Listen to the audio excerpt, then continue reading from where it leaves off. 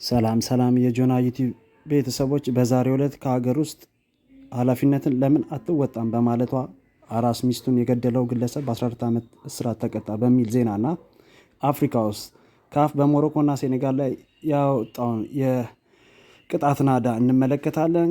በሌላ በኩል ደግሞ የማሰማችሁ በኮሎምቢያ በደረሰ የአውሮፕላን አደጋ የባለስልጣናትና ሌሎች የ15 ሰዎችን የቀጠፈውን የአውሮፕላን አደጋ እንመለከታለን። እስከ መጨረሻው ዝርዝር ዜናውን ከኔ ጋር ተከታተሉ። በመጀመሪያ ዝርዝር ዜናውን የማቀርብላችሁ እንደሚከተለው ይሆናል። በቡኖ በደሌ ዞን ጨዋቃ ወረዳ ነዋሪ የሆነው የ35 ዓመቱ ኢዮብ ሰይድ በወለደች በሶስተኛ ቀኗ እንደ አባወራ ኃላፊነትን ለምን አትወጣም በማለት በጠየቀችው ባለቤቱ ላይ በፈጸመው ግድያ የ14 ዓመት ጽኑ እስራት ተፈረደበት። የግጭቱ መነሻ ተከሳሹና ሟች ዘኪያ የሱፍ በፍቅር ተጋብተው በአንድ ላይ ለዓመታት የኖሩ ሲሆን ድርጊቱ የተፈጸመው ዘኪያ ሴት ልጅ በሰላም ተገላግላ አራስ ቤት ባለችበት በሶስተኛው ቀን ነበረ። በወቅቱ በቤት ውስጥ የሚቀመስ ነገር እንደሌለና ለጥንካሬዋ ምግብ እንደሚያስፈልጋት ለባለቤቷ ስትነግረው በሰጠችው አስተያየትና እንደ አባወራ ኃላፊነትን አትወጣም በሚለው ንግግሯ መቆጣቱን ተከሳሹ ለፖሊስ በሰጠው ቃል ተናግሯል። በዚህም ንዴት የተነሳ ተከሳሹ በተኛችበት አፍንጫዋ ላይ በቦክስ ደጋግሞ በመምታት በደረሰባት ከፍተኛ ደም መፍሰስ ሕይወቱ አልፏል። የፖሊስ ምርመራና ክትትል እንደሚከተል ይሆናል። ተከሳሹ ድርጊቱን ከፈጸመ በኋላ ወዲያው ከአካባቢው የተሰወረ ቢሆንም በነጋታው ጎረቤቶቹ አራስ ለመጠየቅ ሲመጡ የዘኪያን መሞት ተረድተው ለፖሊስ መረጃ ሰጥተዋል። ፖሊስ ባደረገው የሕክምና ምርመራ የአፍንጫ አጥንት መሰበር ለሞቷ መንስኤ መሆኑን ያረጋገጠ ሲሆን ባደረገው ከፍተኛ ክትትልም ግለሰቡን በቀናት ውስጥ በቁጥጥር ስር አውሎታል። የፍርድ ቤቱ ውሳኔ እንደሚከተል ይሆናል። የቡኖ በደሌ ዞን ከፍተኛ ፍርድ ቤት የካቲት 6 ቀን 2018 ዓ.ም በዋለው ችሎት በአቃቤ ሕግ የቀረበው የሰውና የሰነድ ማስረጃ መርምሯል። በዚህም መሰረት ተከሳሹ በፈጸመው የከባድ ሰው መግደል ወንጀል ጥፋተኛ ሆኖ በመገኘቱ በ14 ዓመት ጽኑ እስራት እንዲቀጣ መወሰኑን የጨዋቃ ወረዳ ፖሊስ የወንጀል ምርመራ ክፍል ኃላፊ ረዳት ኢንስፔክተር ወርቁ ቶሎሳ ገልጸዋል።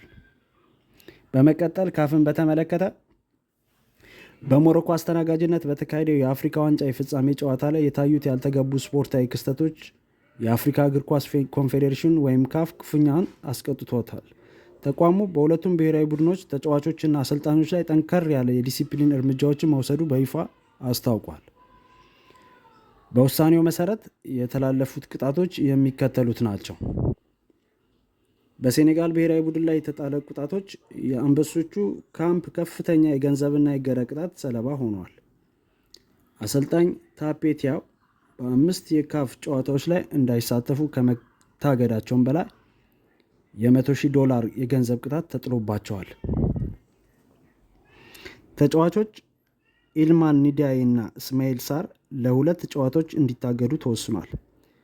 የሴኔጋል እግር ኳስ ፌዴሬሽን በጠቅላላው $615,000 እንዲከፍሉ ተበይኖባቸዋል። በሌላው በኩል ደግሞ በሞሮኮ ብሔራዊ ቡድን ላይ የተጣሉ ቅጣቶች እንደሚከተለው። አስተናጋጇ ሞሮኮም ከካፍ ቁጣ አላመለጠችም። ቁልፍ ተጫዋቾቿ በእገዳ ሰለባ ሆነዋል። አሽራፍ ሀኪም የቡድኑ ኮከብ ለ2 ጨዋታዎች ታግዷል።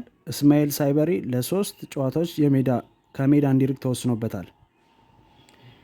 የሞሮኮ እግር ኳስ ፌዴሬሽን $315,000 የገንዘብ ቅጣት ተላልፎበታል። እነዚህ ቅጣቶች በስፖርቱ ዓለም የሚታዩ ያልተገቡ ባህሪዎችን ለመግታትና ፌር ፕሌይ እንዲከበር ለማድረግ የተወሰዱ እርምጃዎች መሆናቸውን ተገልጿል። ስፖርት በሜዳ ላይ በሚታዩ ብቃት እንጂ ከጨዋታ ውጭ በሚደረጉ ግጭቶች መደምደም እንደሌለበት ትልቅ ትምህርት የሰጠ ውሳኔ ነው ተብሏል። በሌላ ዜና የምናየው ደግሞ በኮሎምቢያ በደረሰው የአውሮፕላን አደጋ የባለስልጣናት ሕይወትን ጨምሮ የ15 ሰዎች ሕይወት እንዳለፈ ነው። በሰሜን ምስራቅ ኮሎምቢያ ከቬንዙዌላ ድንበር አቅራቢያ በደረሰ አሰቃቂ የአውሮፕላን የመከስከስ አደጋ የሕግ ባለሙያዎችንና ከፍተኛ የፖለቲካ አመራሮችን ጨምሮ የ15 ሰዎችን ሕይወት ማለፉ ተረጋገጠ። እንደ ዘገባዎች ከሆነ አውሮፕላኑ በረራ ላይ እያለ አደጋው ያጋጠመው ፖለቲከኞችን አሳፍሮ በመጓዝ ላይ ሳለ ነው። በአደጋው ሕይወታቸው ከጠፉ መካከልም የሚከተሉ ታዋቂ ግለሰቦች ይገኙበታል። ዲዮጂነስ ኩንቱሬ የኮሎምቢያ የተወካዮች ምክር ቤት የካቱቱምቡ ክልል ተወካይ፣ ካርሎስ ሳልሴዶ የኮንግረስ ምርጫ እጩ። የሀገሪቱ የትራንስፖርት ሚኒስትር በሰጡት መግለጫ በአደጋው ክፉኛ ማዘናቸውን ገልጸው በአውሮፕላኑ ውስጥ ከነበሩት ባለስልጣናት መካከል በህይወት የተረፈ ሰው አለመኖሩን ይፋ አድርገዋል። ምንም እንኳን የኮሎምቢያ ባለስልጣናት የአደጋው ትክክለኛ መንስኤ ለማወቅ ምርመራ እያደረጉ ቢሆንም አውሮፕላኑ ከመከስከሱ ቀደም ብሎ ግን የድንገተኛ አደጋ ምልክት መብራቱ ወይም ኢመርጀንሲ ላይት አገልግሎት እየሰጠ እንዳልነበረ ፍንጮች መኖራቸው ተጠቁሟል። ቤተሰቦች ይህን ቻናል ሰብስክራይብ፣ ላይክ፣ ሼር በማድረግ ቤተሰብ ይሁኑ።